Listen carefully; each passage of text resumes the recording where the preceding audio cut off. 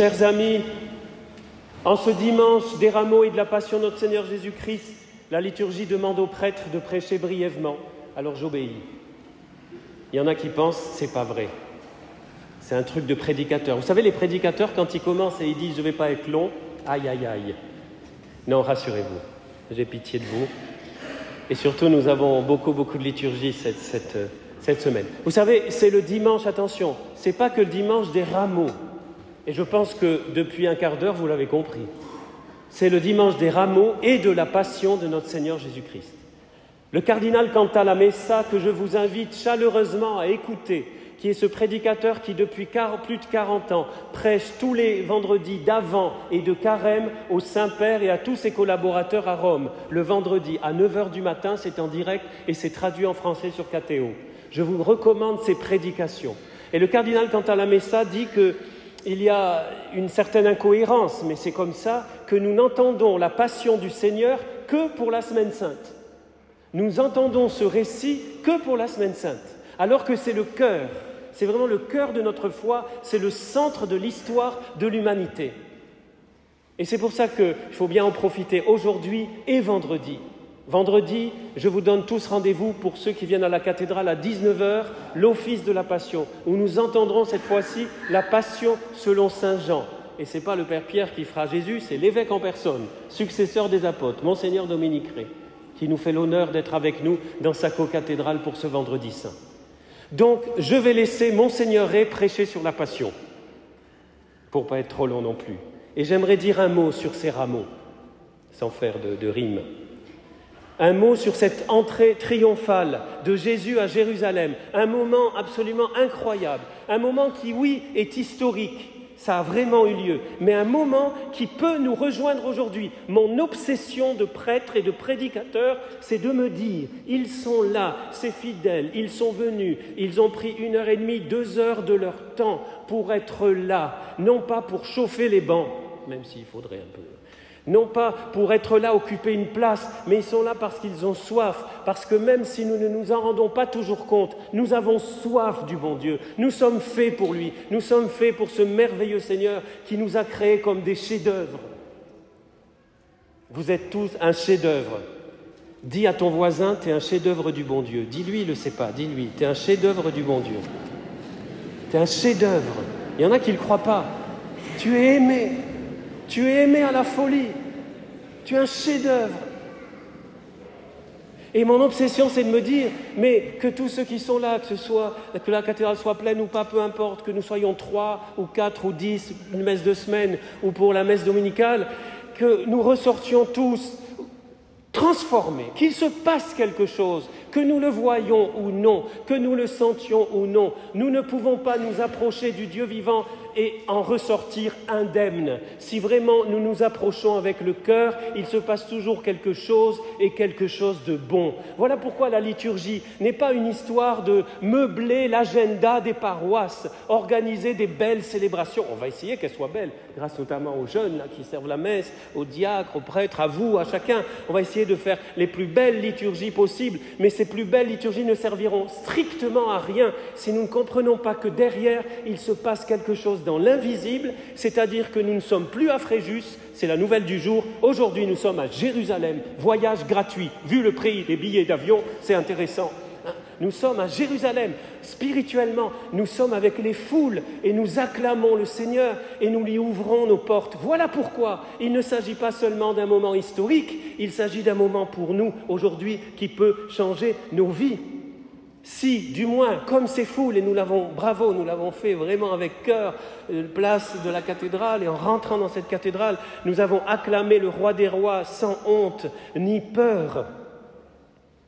Une partie d'entre la plupart des gens qui ont acclamé Jésus, une partie en tout cas après a vite changé. Attention, c'est vrai que souvent vous lisez des commentaires pour dire ceux qui l'ont acclamé, quelques jours après, ils ont crié « à mort !» comme nous l'avons entendu, mais peut-être pas tous, ce n'est pas marqué dans l'Évangile. Probablement beaucoup étaient tristes de voir Jésus comme ça tué. Ils croyaient en lui, même s'ils étaient déboussolés au moment de la mort de Jésus en croix. Mais qu'est-ce qui se passe? Lui, le Messie, qui a guéri les malades, qui a ressuscité des morts, qui a ressuscité Lazare au bout de 4 jours. Comment ça se fait? Il ne peut pas ne pas être Dieu. Comme l'aveugle-né disait, si celui-ci n'était pas fils de Dieu, comment il pouvait ouvrir mes yeux, moi, d'aveugle-né? Et donc ces gens étaient déçus, mais beaucoup certainement, au fond de leur cœur, continuaient à espérer. Et effectivement, et on va le vivre samedi prochain dans la nuit, dimanche, le Christ, on va faire la teuf samedi prochain, les amis. Venez, ça va être génial.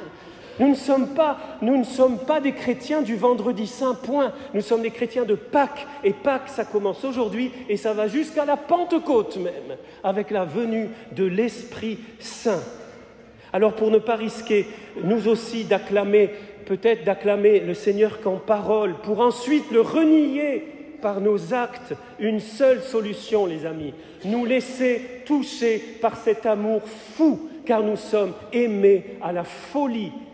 Peut-être certains étaient à Saint-Roquière, on a eu une belle soirée de prière pour les malades, et ce que je leur disais, c'est que Dieu sauve. Aujourd'hui, quand vous dites à des amis qui ne sont pas chrétiens, ou même vous-même, vous vous demandez, mais qu'est-ce que ça veut dire Dieu sauve? Jésus sauve. Ouais, il me sauve, et alors, il me sauve de quoi, hein? De l'enfer. Ouais, l'enfer, on verra ça une autre fois. De quoi nous sommes sauvés? Eh bien, Dieu sauve, il faudrait le traduire simplement par Dieu t'aime. Dieu t'aime, c'est pour ça. Il nous a sauvés, oui, pas tant par ses souffrances, même si quelque part oui, mais surtout, comme le dit le Père Cantalamessa, surtout par son amour. Il a souffert par amour. Dieu n'est pas masochiste ni sadique. Il ne veut pas que nous souffrions.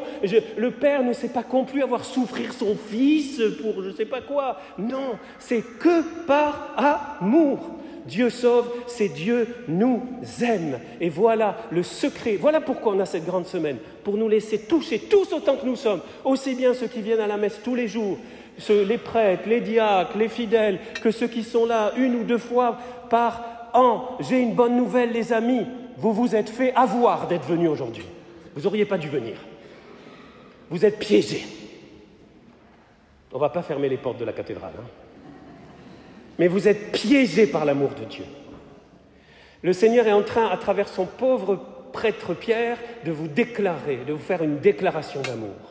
Jésus t'aime à la folie.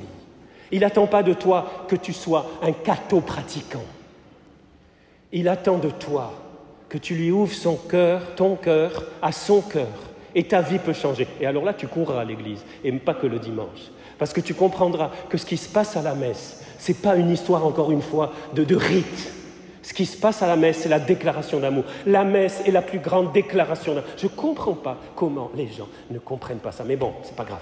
Je vais prier de tout mon cœur et nous prions pour que tous nous soyons touchés. Et ceux qui déjà ont rencontré Jésus personnellement, eh bien, on va prier pour qu'on soit renouvelés, qu'on sorte de cette semaine sainte des fous d'amour, des amoureux, une bande d'amoureux. L'Église, c'est une bande d'amoureux de Jésus. Hein. Attention, hein. Je vous surveille. De Jésus, parce qu'il nous aime à la folie. Et ces foules quand... J'en suis à 8 minutes, allez, encore 2-3 minutes. Ces foules ont crié « Hosanna » sauve, s'il te plaît, en hébreu. Sauve, s'il te plaît, Seigneur, pour être... 3 conditions très rapides, 3 points très rapides. Pour être touché par l'amour de Dieu, il n'y a pas d'autre solution que de se reconnaître pauvre, nécessiteux. J'ai besoin de cet amour. Si tu n'as pas besoin d'amour, je ne fais pas lever le doigt qui n'a pas besoin d'amour. Hein. Si c'est votre cas, vous êtes complètement aveugle et sourd et vous n'avez rien compris. Hein. On a tous besoin d'être aimés. Et c'est ça, Seigneur, j'ai besoin de... Hosanna, Hosanna, c'est-à-dire sauve-moi, Seigneur. Je suis un pauvre plouc, je suis plus pécheur que tous ces fidèles, et vous, vous êtes plus pécheurs que moi, et on est tous gagnants au concours du péché. Mais le Seigneur est venu pour nous libérer complètement de ce terrible virus, pire que le Covid et que tous les virus, qui s'appellent le péché, qui s'appellent le mal, et où Satan, par derrière, de temps en temps, il appuie sur l'accélérateur. Le Seigneur nous a libérés du mal, de Satan, voilà, et donc, se reconnaître pauvre et pécheur. C'est pour ça qu'on a ces liturgies, vous savez, le jeudi saint, le vendredi saint, le chemin de croix. Tout ça, c'est pour réaliser que ce n'est pas les Juifs qui ont crucifié Jésus. S'il y a des antisémites dans l'assemblée, je les attends à la sortie. Vous allez m'entendre. Être antisémite, c'est recrucifier Jésus. Jésus est juif et fier de l'être. Je ne suis même pas en colère, rassurez-vous. Je parle comme un pied noir de temps en temps, ceux qui me connaissent. Je ne suis pas du tout en colère. Voilà. C'est le Concile Vatican II le dit, ce ne sont pas les Juifs qui ont crucifié Jésus, c'est notre péché, c'est mon péché. Moi, Pierre Aguila, j'ai crucifié Jésus. Et vous aussi, par votre péché. Mais Jésus ne nous en veut pas. Il nous dit, Père, pardonne-leur, ils ne savent pas ce qu'ils font. Première condition, se reconnaître pauvre pécheur. Deuxième condition, laisser entrer Jésus. Il y a un très beau chant. Laissons entrer le roi de gloire. Laissez entrer Jésus dans vos vies, comme il est rentré dans Jérusalem. Il rentre dans Jérusalem. Vous savez que Jérusalem, c'est le symbole de mon cœur, de ma vie. Seigneur, je te laisse entrer dans toute ma vie. Je ne veux plus être un pratiquant. Je veux être un amoureux qui vit avec toi tous les jours. Voilà, tous les jours. Jésus, je te prends dans ma vie. Je vous assure, ça vaut le coup, les amis. Essayez, c'est gratos. Vous n'avez rien à payer. Bon, il y a la quête quand même après, mais bon. Ça, voilà. C'est gratuit, vous pouvez laisser entrer Jésus dans vos vies, je vous assure, ça vaut le coup, je vous en supplie à genoux. Et laissons entrer le roi de gloire. Même si on a l'impression qu'on le connaît, on a toujours à l'accueillir. Et puis, troisième point, essentiel, et je finis. Si nous osons vivre comme des disciples, si nous osons nous décider pour Jésus, si nous lui faisons confiance, non seulement nous expérimenterons une joie, une paix en crescendo, mais nous permettrons à d'autres d'expérimenter cette joie. Car j'imagine les foules de Jérusalem. Il y a ceux qui acclamaient, et puis il y a les autres qui étaient là à regarder de loin. Comme vous savez, quand on fait le chemin de croix le vendredi saint, on est 600 là, depuis Saint-Roch jusqu'à la basilique magnifique rénovée de Saint-Raphaël, et puis il y a des gens qui regardent de loin. Il y en a qui sont sur la plage, enfin là peut-être pas encore, je ne sais pas, l'eau n'est pas assez chaude encore, à combien de degrés, je ne sais pas. Bon bref, et ils regardent de loin, et peut-être que de nous voir comme ça chanter, prier, bien certains vont peut-être être curieux, ils vont peut-être un jour venir à une messe et tac, ils vont se faire avoir. Par l'amour de Jésus, pas par une organisation qui s'appelle l'Église. Et voilà, par notre témoignage. Les amis, vraiment, et ça devrait nous donner envie de nous rapprocher de Jésus. L'enjeu, ce n'est pas que notre petit bonheur à nous et notre petit ego, même familial seulement et tout. L'enjeu, c'est que par notre joie, eh bien, nous pouvons donner envie aux autres de chercher ce merveilleux Jésus qui est le Sauveur parce qu'il est celui qui nous aime. Il ne nous a pas sauvés, il nous sauve. Il ne nous a pas aimés au passé, il nous aime, il t'aime. Dis à ton voisin, Jésus t'aime. Dis-lui, Jésus t'aime. Allez, dis-lui, Jésus t'aime. Il t'aime. Il a donné sa vie pour toi. Voilà. Vous avez compris que cette grande semaine n'a d'autre but que d'accueillir et d'accueillir et d'accueillir encore dans ma vie mon Seigneur et mon Sauveur, de le choisir, de ne plus simplement pratiquer une religion. Religion, ça veut dire relation, ça veut dire être relié. Religere, religio, c'est être relié, c'est être en connexion permanente.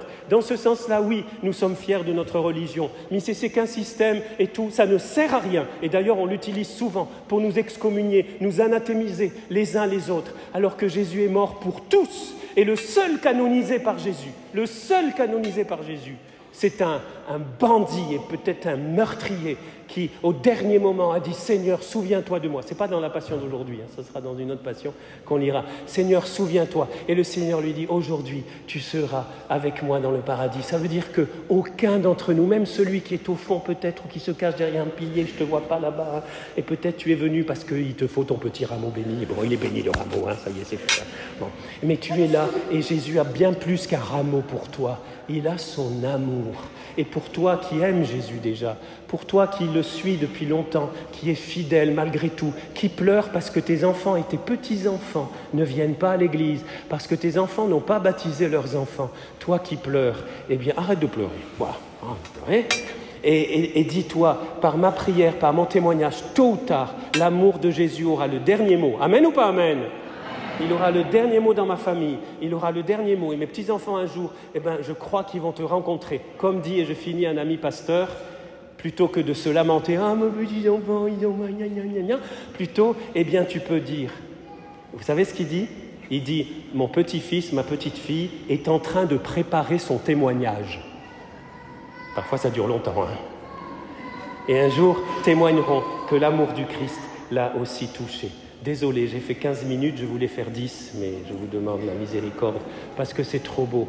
Écoutez les amis, je vous souhaite vraiment que toute cette semaine, profitons de tous les moments que nous avons pour qu'après la semaine sainte, et pas qu'à Pâques, nous puissions continuer à accueillir, à nous reconnaître des pauvres pécheurs, à nous laisser aimer pour pouvoir aimer notre prochain et pour pouvoir faire aimer Jésus. Au nom du Père et du Fils et du Saint-Esprit.